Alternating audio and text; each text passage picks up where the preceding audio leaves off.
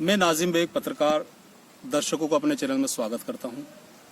चूंकि कार्यक्रम हमारा प्रतिभा का सम्मान चल रहा था, लेकिन पालिका के चुनाव का बिगुल बज चुका है, तो हम उसी कड़ी में राजनीति सफर को भी लेकर आए हैं। ये कार्यक्रम हमारा चुनाव तक चलेगा और प्रतिभा का सम्मान भी इसी बीच बीच में चलता रहेगा। अच्छा, आज हम एक शख्सियत से मिला रहे हैं। मैं समझता हूँ राजनीति का बड़ा अनुभव है उन्हें, क्योंकि इससे पहले भी 3 बार चुनाव पालिका सभासद की बागडोर संभाल चुके हैं और पूर्व में भी राजनीति घर में ही रही है।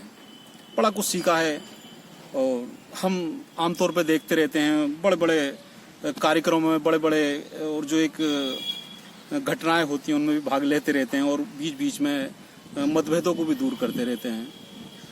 आज हम विकास की नहीं, विश्वास की बात करेंगे। विश्वास की बात इसलिए करेंगे कि वो जो कंधा जब उसे कोई दिखाई नहीं देता, उस पर जब पीछे से उसका हाथ रखता है, वो हाथ नहीं मंसारी का होता है। जैसे लोगों ने हमें बताया, हमने लोगों से चर्चाएं की, इनके पुराने जो हमने काम ढूंढे, तो हमें रिजल्ट 100% मिला। 100% इसलिए कह सकते हैं क्योंकि ये समाज से जुड़े हुए रहे और यही वजह थी कि आज नईम अपने आप में एक पहचान बना चुके हैं। नईम भाई से रूबरू कराने से पहले हम उनके लिए कुछ अपनी पंक्तियों कहेंगे। चिराग सी तासीर रख अपनी, सोच ये मत कि घर किसका रोशन हुआ है। तो जब ये आप अपनी सोच रखेंगे कि मुझे तो केवल काम करना है, मुझे किसी से मतभेद से कोई मतलब नहीं, तो आप 100% ऊपर और आसमान की ऊंचाइयों की तरफ जाएंगे। तो कार्यक्रम राजनीति के सफर में हम आपका स्वागत करते हैं नईम अंसारी जी। अच्छा, अब ये जानेंगे हम, ये राजनीति का सफर कैसे शुरू हुआ आपका? शुक्रिया नाजिम भाई। सबसे पहले मैं आपका और आपके चैनल का शुक्रिया अदा करता हूँ कि आपने मेरे शहर के अंदर मुझे बोलने का मौका दिया अपने चैनल के थ्रू। जी, तो हालांकि अब से पहले किसी ने इस तरह से मौका नहीं दिया है, और जैसे ही चुनावी दौर शुरू हुआ है और आपने मुझे समझा इस लायक के अपने चैनल में बुला के जनता से रूबरू कराऊं, तो मैं जनता का भी शुक्रिया अदा करता हूं कि वो मुझे सुन रही है, और सबसे पहले नमस्कार और उसका आदाब करता हूं। और रहा सवाल, जैसा आपने कहा कि ये विश्वास की बात है, तो विश्वास के लिए मुझे नाजिम भाई 3 मौके दिए मेरे वार्ड के लोगों ने, जहां दोनों ही कम्युनिटी के लोग हैं। और आपने ये भी देखा होगा, अक्सर आप तो रिपोर्टर हैं, जी, रहते हैं शहर के अंदर और बड़ी बारीकी से आप अपनी नज़र रखते हैं, तो आपने देखा होगा कभी मैंने कोई भेदभाव या पक्षपात नहीं किया होगा। मैं सेकुलर माइंड रहा हूँ और हमेशा रहूँगा।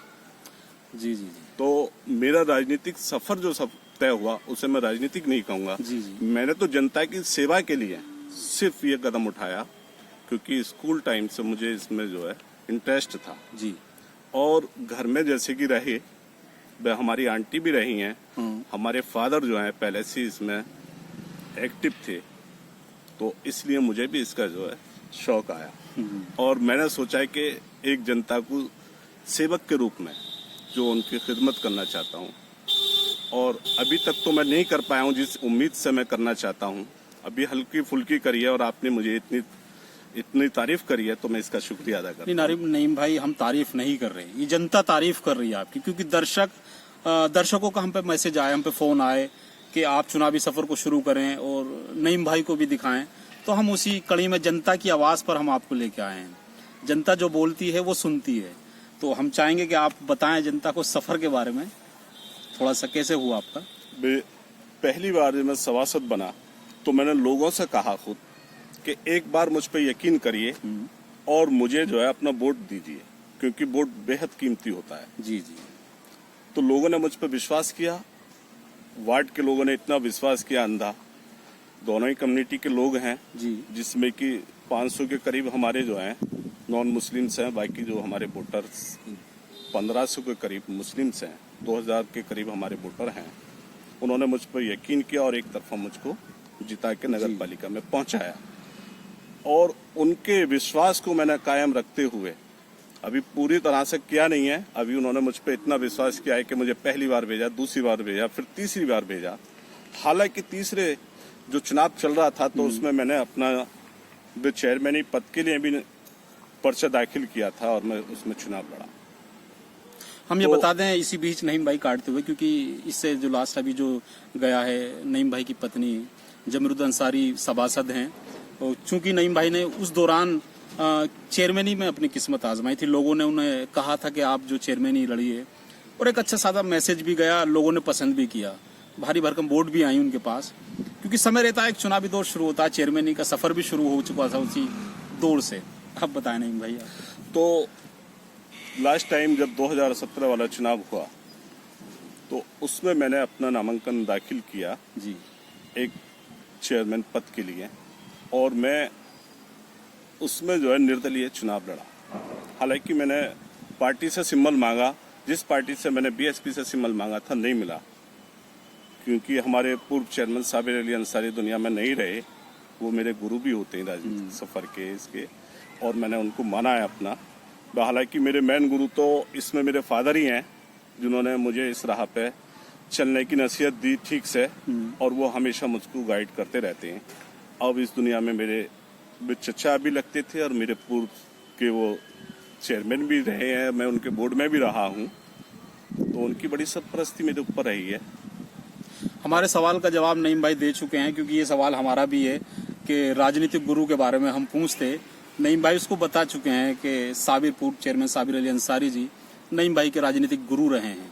अच्छा नईम भाई आप बताएं, आप क्योंकि हम बीच बीच में दर्शकों को बताते चल रहे हैं, बताएं आप। तो वहां से शुरू हुआ। जी लोग कहते थे, जो शहर के हाई पॉलिटिशियन थे उस वक्त, कि चेयरमैनी का चुनाव लड़ने चले हैं और मेंबरी भी हारेंगे। जी जी तो मैं तो हमेशा यही, मुझे तो किसी की बात का बुरा नहीं लगा, लोग हैं, जनता है, कहेंगी, लेकिन मैंने एक ही बात कही कि ऊपर ईश्वर है, अल्लाह है, ये तो सब रिजल्ट उसके हाथ में। अगर मैंने अच्छा किया तो उसका पॉजिटिव रिजल्ट आएगा, मैंने गलत किया तो नेगेटिव आएगा। और ये काउंटिंग हुई, हम चेयरमैनी का चुनाव हारे और वार्ड सभासद मेरी पत्नी जमीरुद्दीन अंसारी ने वो जीती, विनर हुई। तो वार्ड की जनता ने मुझे इतना प्यार दिया कि मैं जो आज शहर में पहचान है मेरी, ये सिर्फ मेरे वार्ड के लोगों की वजह से है। और मैं हमेशा उनके जो विश्वास की बात चल रही है, मैं उनके विश्वास को हमेशा कायम रखने के लिए आगे भी जो कदम बढ़ा रहा हूँ, शहर के लोगों की खिदमत के लिए, एक शहर को नया रूप देने के लिए, जो मेरी बहुत पुरानी सोच है, जब से मैं सभासद बना हूं, मैंने देखा हमारे शहर में कितनी कमियां हैं। तो इसके लिए मैं नाजिम भाई आपको बताऊंगा कि शहर को किस चीज की जरूरत है और कहां लेके जाना है। अच्छा, अब हम जो जानेंगे आपके राजनीति सफर के बारे में हम जान चुके हैं, दर्शक जान चुके हैं, हम चुनाव के मैनिफेस्टो की बात करेंगे। चुनाव का मैनिफेस्टो क्या है? मेन जो मैनिफेस्टो होते हैं का लेके चले हैं आप, राजनीतिक दौड़ में आ चुके हैं, और राजनीतिक मैं समझता हूँ अब चुनाव में कुछ ही पल बाकी हैं, अब जल्दी कोई तारीखें आएंगी, घोषणा शुरू हो जाएगी। तो मैनिफेस्टो क्या है मैं आपका चुनाव का, किन मुद्दों पर आप चुनाव लड़ने जा रहे हैं? नाजिम भाई, ये अच्छा सवाल है आपका। ये मेरा मैनिफेस्टो जो है उसमें बहुत सारी चीजें हैं जो मैंने उसको तैयार किया है। जैसे कि हमारे शहर में सबसे ज्यादा लोग जो परेशान हैं, उसमें किसी एक जाति विशेष नहीं, सभी लोग पूरे शहर के परेशान हैं। वो पहली चीज ये है कि जो जल भराव होता है, जल भराव की बहुत समस्या है, हर एक वार्ड में है, हर एक मोहल्ले में है। तो उसको लेकर जो मैंने अपनी नई टेक्निक चल रही है आजकल, उसको किसी ने इस्तेमाल नहीं किया है। टेक्नोलॉजी बहुत आगे बढ़ गई है और नई टेक्निक पे किसी ने अभी नाले पे काम नहीं किया है। इसका ये मतलब नहीं होता कि हम सड़कें उठाते जाएं और शहर जो है जल भराव से बच जाएगा। अच्छा, एक बड़ा मुद्दा है, ये सवाल सही आया आप निकल कर कि सड़क के ऊपर जो सड़क बनती है जी, उसके बारे में नईम भाई बता रहे हैं, नई तकनीकी से इस चीज को दूर किया जा सकता है कि नगर में जल भराव भी रोका जा सकता है नई तकनीक द्वारा, सड़क पे सड़क बनाकर नहीं। ये जी भाई, ये सड़क बनाने से शहर में जो पानी भरता है उसको हम रोक नहीं पाएंगे। इससे हाँ, लोगों को परेशान तो कर सकते हैं कि किसी की दुकान नीची हो गई, किसी का मकान नीचा हो गया, किसी के फ्लैश का टैंक बंद हो रहा है जी, ये लोग परेशान होते हैं। ये चीज मैंने बाखूबी देखी है और इन मसलों में मैं बहुत गया भी हूँ सुलझाने के लिए। लेकिन इसे दूर करने के लिए मैं नई तकनीक नई तकनीकी से उसे दूर करूंगा, क्योंकि टेक्नोलॉजी बहुत आगे बढ़ चुकी है। इसके लिए सिर्फ नाला और नाला ही एक ऐसी चीज है जिसको उस पर काम करके और हम शहर को जल भराव से बचा सकते हैं। जी जी। अच्छा, एक हम ये जानेंगे कि पुरानी नगर पालिका है, पुराना भवन है, और उसको किसी इस्तेमाल में लिया जाए हाँ, तो, क्योंकि हमने देखा है जो गरीब लोग हैं वो ट्रिरी की सवारी या किसी भी सवारी या किसी साधन से पालिका जाते हैं और मायूस होकर लौट ही आते हैं। तो बड़े हमने जब गेट पे खड़े होते हैं वो बताते हैं कि यार हमारे तो 50 रुपए खर्च हो गए और कुछ काम नहीं हुआ। तो उस पुरानी पालिका में कुछ आप करेंगे तो थोड़ा सा। ये बहुत अच्छा सवाल है नारिम भाई आपका, चूंकि मैं तो बोर्ड में रहा हूँ और जब इसकी नई बिल्डिंग का वहाँ प्रस्ताव हुआ तो इस पर काफी घमासान भी रहा था। जी जी। तो वहाँ जाने से पहले इस बात को मेरा ही प्रस्ताव था जो नोट कराया था कि अगर पालिका वहाँ जाती है तो रोजमर्रा के जो काम है लोगों के, जैसे हाउस टैक्स जमा करना, वो पानी का टैक्स जमा करना, या आपका प्रोजेक्शन टैक्स जमा करना, या कुछ नकल लेनी, हल्के फुल्के अपने टैक्स को देखना कि भाई कम है ज्यादा है, तो इस चीज के लिए हम वहाँ नई नगर पालिका जाने के लिए 50 रुपए तो खर्च हो जाते हैं एक साइड से ही तिर्री में। और अपना व्हीकल है तो कोई किसी को दिक्कत नहीं होती, महसूस नहीं होता। लेकिन ज्यादातर लोगों पे अपने व्हीकल है नहीं तो वो किराए के व्हीकल से जाते हैं। बैटरी करी तो 100 रुपए खर्च हो गए, ये रिक्शा जो चल रहा है आजकल। और फिर भी पता चला है कि आज हमारा कर्मचारी नहीं है जो पालिका में बाबू हैं, वो कहीं अपने काम से चले गए हैं, फील्ड में हैं, या कहीं बुलंदशहर या अनूपशहर ऑफिस के काम से जाते रहते हैं, नहीं मिले तो वो मायूस होकर लौटते हैं। तो मैंने इसके लिए एक ये हमारा प्रोग्राम रहेगा, अगर जनता ने हमें अपना जो है मत दिया और वहां पहुंचाया, उस सीट पे बैठाया, तो ये विश्वास की बात चलनी है, जो मैं विश्वास दिला रहा हूं जनता को। तो वहां काउंटर लगाए जाएंगे, चाहे वो टैक्स जमा हो, गृह का टैक्स हो, या आपका वाटर टैक्स हो, या आपका प्रोजेक्शन टैक्स हो, या कोई नकल है। बहुत जरूरी चीजें होती हैं जिससे कि नगर पालिका से रोजमर्रा की चीजें आदमी चाहता है और वो वहीं के वहीं अवेलेबल करा। अच्छा, ये सवाल था हमारा। अच्छा, अब दूसरा सवाल हमारा ये है कि लोगों की हमने सुना है कि पानी की टंकियों में गंदा पानी आना, इस तरीके की समस्याएं भी आई हैं, उस बारे में क्या करेंगे आप? हाँ, बहुत अच्छा सवाल है नाजिम भाई आपका, क्योंकि ये जनहित की बातें हैं और जनता को चाहिए भी क्या, बस सड़क चाहिए, पानी चाहिए, लाइट चाहिए, बाकी काम तो सब अपना इतने सक्षम होते ही। तो पानी बिल्कुल आपकी सही बात है कि शुद्ध पानी नहीं मिल पा रहा है, जो सप्लाई आ रही है कहीं ना कहीं वो लीकेज है, कहीं नाली से टच हो रही है, कहीं नाले से हो रही है, कहीं और वजह से। तो इसकी वजह से वाटर सप्लाई बिल्कुल शुद्ध है नहीं, जिसकी वजह से पानी खराब आ रहा है। तो इसके लिए नई टेक्निक है, उसके द्वारा इसको मैं कराऊंगा और कहीं एक भी लीकेज नहीं रहेगा, जिससे कि नाली या नाले का टच रहे। और पानी के लिए आपने जो सवाल किया है बहुत अच्छा है। हमारे शहर की अधिकांश गरीब लोग हैं, कुछ मोहल्ले ऐसे हैं जो अपने सक्षम हैं, तो वहाँ लोग ठंडे पानी के लिए तरस जाते हैं। वहाँ वाटर कूलर लगवाए जाएंगे, फ्रीजर प्रत्येक मोहल्ले में, वार्ड वाइज जहाँ जैसी जरूरत है उसके हिसाब से, जिससे कि गरीब लोगों को टाइम से पानी मिल सके।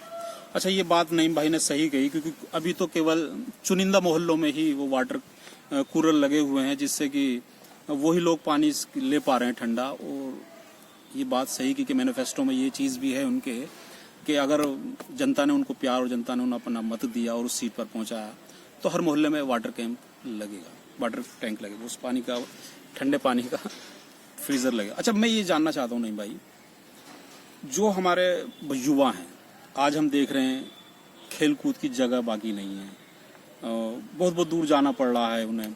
तो ऐसा कोई नगर पालिका की तरफ से कोई प्रस्ताव या कुछ आपकी तरफ से उन युवाओं के लिए जो किसी भी गेम से ताल्लुक रखते हैं, उनके लिए क्या रहेगा आपके मैनिफेस्टो में? नहीं भाई, बहुत अच्छा सवाल है, क्योंकि हमारा देश तरक्की तब करता है जब हमारे जो है ये बच्चे नन्हे मुन्ने आगे बढ़ते हैं जी। और ये शहर से, गांवों से निकल कर ये शहर को देश को नाम रोशन करते हैं। तो इसमें जो है मेरा मैनिफेस्टो में है कि मैं इनके खेल कूद के लिए उचित बंदोबस्त किए जाएंगे, चाहे उसके लिए ग्राउंड बनवाया जाए, क्रिकेट ग्राउंड हो, टेनिस के लिए तो कम जगह चाहिए, लेकिन क्रिकेट के लिए बड़ी चाहिए, उसमें दौड़ की भी ज़रूरत होती है और खेलने के लिए। तो उसके लिए नगर पालिका की बहुत सारी ज़मीनें हैं, उनको निकलवा के कराएंगे। और चाहे वो ऐसी है कि नहीं निकल पाएंगे तो खरीदनी पड़े, स्टेडियम ज़रूर बनवाएंगे। बस शासन बहुत इस पर शासन की नज़र है और शासन चाहता है, लेकिन हम लोगों की कमी है, जो नीचे बैठे हुए हैं वो शासन से नहीं ले पाते हैं। इसके लिए मैं पूरी कोशिश करके इसको बनवाऊंगा। मैं अपने युवा दर्शकों से कहना चाहता हूं कि मैंने उनका सवाल अभी जो चेयरमैनी में आपके सामने आएंगे, आपके द्वार पर आएंगे, उन तक पहुंचा दिया है और उन्होंने आश्वासन भी दिया। आपने मैनिफेस्टो में इस चीज़ को रखा भी है कि क्रिकेट का ग्राउंड भी बनाया जाएगा नगर पालिका से, अगर संभावित होगा तो। हाँ, अच्छा, एक हम जानते जो से जानना चाहेंगे नहीं भाई, जो सीनियर सिटीजन है, काफ़ी हम देखते हैं कि वो इधर बैठते हैं उधर बैठते हैं। हम चाहते हैं कि एक उनके लिए एक स्थल ऐसा चुना जाए जिससे वो सुबह शाम बैठें, और कुछ ऐसा आपके मैनिफेस्टो में उनके लिए भी है, सीनियर सिटीजनों के लिए क्या है आपके मैनिफेस्टो? बिल्कुल है नाजिम भाई। ये हमारे जो सीनियर सिटीजन है, हमारे जो बुजुर्ग हैं, चाहे वो किसी भी डिपार्टमेंट से रिटायरमेंट ले चुके हैं जी, तो उनके पास वक्त काटने को कोई जगह नहीं है। घर में रह के भी नहीं कर सकते, क्योंकि हमारी बहन बेटियां, बहू बेटियां, उनसे भी थोड़ा सा जो है, आदमी बाहर टहलने निकल जाता है तो वो अपने खुल के काम कर लेती हैं, और घर में रहती हैं तो ये झगड़े शुरू हो जाती हैं। तो इसको भी मैंने ध्यान में रखा है। इसके लिए मैं जो है, जैसे हमारे यहाँ पालिका द्वारा पुस्तकालय चलाया जा रहा है, लेकिन वो छोटे स्तर पर है। जो विवेकानंद मूर्ति है उसके पास चल रहा है, लेकिन वो छोटे स्तर पर है वो। वहाँ ऐसा है कि आप बुक ले लो, पेपर ले लो और कहीं बैठ के पढ़ लो, जगह नहीं है बैठने की। तो मैं उसको जो है बड़े लेवल पे करके, जो वहाँ बैठने की भी जगह होगी, कुर्सियाँ भी होंगी, टेबल भी होगी, और वहाँ लाइब्रेरी के रूप में चलाया जाएगा। तो वहाँ युवा भी आएंगे, जिस चीज़ की भी बुक की ज़रूरत है वहाँ बुक भी मिलेगी, पेपर भी मिलेंगे, वहाँ पढ़ेंगे। और सबसे अच्छी बात क्या है इसमें, जब हमारे बुजुर्ग वहाँ होंगे और बच्चे आ रहे हैं वहाँ पढ़ने के लिए, तो उनको गाइड करेंगे और हमारा शहर आगे तरक्की करेगा। अच्छा, एक सवाल है हमारा दोनों समुदाय को लेकर, धार्मिक स्थल के लिए एक बड़ा सवाल है ये, और हम समझते हैं कि शायद आपके मैनिफेस्टो में भी हो वो, कि धार्मिक स्थलों के लिए आप क्या करेंगे। जैसे कि अभी एक समस्या आई है हमारे, जैसे बिन्ने रोड पर रोड छोटा है, वहाँ कोई सौंदर्यीकरण नहीं हुआ है, और दोनों ही समुदाय के वहाँ स्थल हैं। उस बारे में आपका क्या है, थोड़ा सा बताएं लोगों को, दर्शकों को हमारे। भाई ये बहुत अच्छा सवाल है आपका नाजिम भाई। ये मेरे मैनिफेस्टो में भी है। शिकारपुर स्टैंड से आगे जब वहाँ विनेर देवी रोड पर जाते हैं तो वहाँ भूरे शाह की भी दरगाह है और विनेर देवी, ये वहाँ ऐसा स्थान है कि जो हमारे समाज के लोग, हमारे मुस्लिम समाज के लोग भी जाते हैं हर एक जुमेरात को, और जो है हमारे हिंदू भाई भी जाते हैं। और साल में कई ऐसे पर्व होते हैं जो वहाँ जाते हैं। सुबह जो है 4 बजे भी निकलते हैं, 3 बजे भी निकलते हैं वहाँ दर्शन करने के लिए देवी पर। तो वहाँ पथ प्रकाश की इतनी व्यवस्था नहीं होती है, वो टेम्परेरी पालिका द्वारा कराई जाती है उस वक्त में। लेकिन एक तो दिक्कत ये आती है कि वो पथ प्रकाश की व्यवस्था टेम्परेरी है, मैं उसको परमानेंट करूँगा। दूसरा जो है, वहाँ सड़क इस लेवल की नहीं है कि जो दर्शन करने जाए हमारी माताएं बहनें, तो उनको दिक्कत होती है चलने में, गड्ढे बहुत हैं, उसका चौड़ीकरण कराया जाएगा। और काफी छोटी सड़क है। हाँ, तो उसको जो है इतना चौड़ी करा दिया जाएगा, ये मेरे मैनिफेस्टो में है कि जिससे कि लोगों को दिक्कत नहीं हो और ये लगे कि कहीं पार्क में घूमने आ रहे हैं। दोनों साइड में उसमें पेड़ पौधे ऐसे होंगे जी, और फुटपाथ होगा साइड में, जिससे कि वो पैदल चलने वालों के लिए अलग और गाड़ी के लिए अलग, जिससे कि दर्शन के टाइम पे जो हमारे एक परिक्रमा होता है, लेट के जाते हैं लोग, तो उनको दिक्कत होती है। मैंने देखा अपने शहर में, मुझे भी शर्म आती है कि वहाँ जा रहे हैं वो दर्शन करने के लिए और रास्ता इतना गंदा है, तो उनके लिए अलग से एक फुटपाथ बनाई जाएगी जिससे कि दर्शन के लिए आराम से निकल जाए और कोई हादसा नहीं। अच्छा नईम भाई, ये तो हमारे सवाल थे जनता से जो आपसे पूछना चाह रही थी, और जनता के माध्यम से हमने आपसे पूछे, और हमारे माध्यम से आपने हमारे चैनल के इंटरव्यू में दिए जवाब। अब ये जानना चाहेंगे आपका क्या कहना है जनता से, आप क्या कहना चाहते हैं? जनता अपनी आवाज जो है, अपनी अपील जो है, अपनी क्या पहुंचाना चाहते हैं जनता तक? नाजिम भाई, सिर्फ मेरा जनता से यही कहना है कि जो अच्छे लोग हैं, जो शहर को बस सुंदर बनाएं, बहुत सुंदर बनाएं और उसको चमकाएं, और जो हमारा कल है उसको समझें। भाई हमारे बच्चे हमारा कल हैं, ये देश की शान है, पता नहीं कल क्या बने, तो इनके लिए तो हमें ही सोचना है। जी।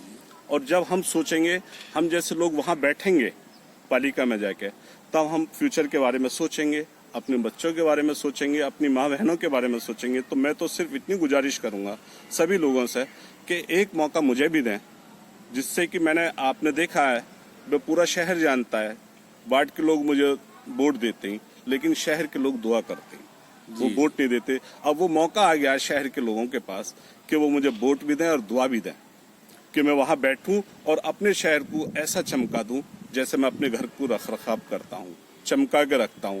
ये मेरा शहर नहीं, मेरा घर है, मैं उसे चमका के और सुंदर बना के रखना चाहता हूं। ये मेरी जनता से अपील है कि किसी के बहकावे में, जात पात के चक्कर में ना आए।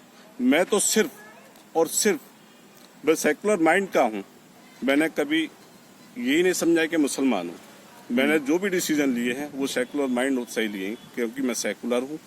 और जनता से सिर्फ अपील ये करता हूं कि आपका विश्वास, जो नाजिम भाई ने अभी नाम दिया है अपने चैनल को, ये विश्वास की बात है। तो मैं आपका विश्वास इस तरह से कायम रखूंगा कि जैसे आपने मुझे वहां बैठाया, तो प्रत्येक वार्ड में, प्रत्येक मोहल्ले में नगर पालिका बना दूंगा। वहां कैंप का आयोजन करके जनता की वहां सुनी जाएगी। नगर पालिका जाने की जरूरत नहीं पड़ेगी। ज्यादातर आपकी समस्याओं का समाधान आपके मोहल्ले के अंदर बैठा के करूंगा। नईम भाई ने बहुत बड़ी बात कही, क्योंकि नगर पालिका जाना नहीं होगा। एक हफ्तावार एक नगर पालिका से ही टीम आपके वार्ड पहुंचेगी और वो आपकी समस्याओं को कलेक्ट करेगी और उनका समाधान भी वहीं निकाला जाएगा। अच्छा, ये थे हमारे नईम भाई, और जो आपके द्वार पर जल्दी पहुंचने वाले हैं। हम चाहेंगे कि कमेंट्स बॉक्स में जो नईम भाई के मैनिफेस्टो से बात रह गई हैं वो ज़रूर लिखें, जिससे कि वो मैनिफेस्टो में जोड़ी जा सकें। हम इसी के साथ कल एक और ऐसे ही शख्सियत साहब को रूबरू कराएंगे। मैं नाजिम बेग, नमस्कार एंड खुदा हाफिज़। हमारे चैनल को सब्सक्राइब और लिंक को शेयर ज़रूर करते रहें, जिससे ऐसे ही हमारे प्रत्याशियों को हम जल्दी आपको रूबरू कराते रहें।